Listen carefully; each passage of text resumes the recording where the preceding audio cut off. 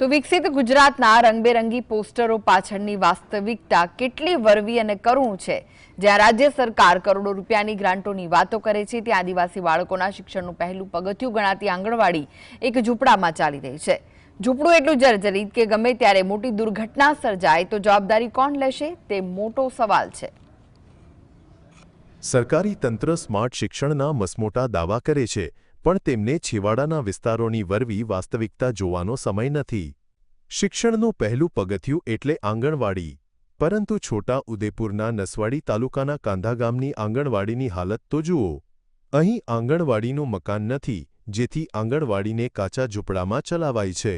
આ આંગણવાડીમાં 11થી વધુ બાળકો અભ્યાસ કરે છે, પરંતુ સ્થિતિ એટલી હદે ખરાબ છે કે જર્જરિત ઝૂંપડું જે થોડા ઘણા વધુ પવનમાં પણ તૂટી પડે તેમ છે। ઝૂંપડાની છત સડેલા લાકડાથી બનેલી છે અને તેના પર તાડપત્રી ઢાંકીને ઠંડી વરસાદથી બચાવવાનો નિષ્ફળ પ્રયાસ કરાયો છે। ગમે ત્યારે કોઈ અકસ્માત થશે તો જવાબદારી કોણ લેશે? આંગણવાડી બને છે એટલે અહીંયા બેસાડીએ છીએ અને જમવાનું આપીએ છીએ અને રમાડીએ છીએ અને ખવડાવીએ છીએ। સારું છે। કેટલા બાળકો આવે છે અહીંયા તમારે? અમારે 7 આવે, પછી 8 આવે, કોઈ દિવસ 10 થઈ જાય, પણ કુલ સંખ્યા 11 છે। ઝૂંપડું નાનું હોવાથી બાળકોને રમવા માટે પૂરતા રમકડાં પણ આપી શકાતા નથી। આ બાળકોનું શિક્ષણ 1.5 વર્ષથી એક ઝૂંપડામાં ચાલી રહ્યું છે। શું સરકાર માટે 1.5 વર્ષનો સમયગાળો એક આંગણવાડીનું મકાન બનાવવા માટે પૂરતો નથી? આ પરિસ્થિતિ વિકાસના નામે થતા તાઇફાઓ પર એક જોરદાર તમાચો છે।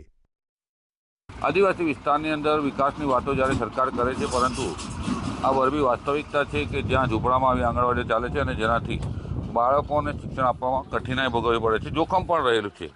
વિકાસની ગુલબાંગો વચ્ચે આદિવાસી વિસ્તારમાં આવી રીતના આંગણવાડીઓ ચલાવવામાં આવે છે।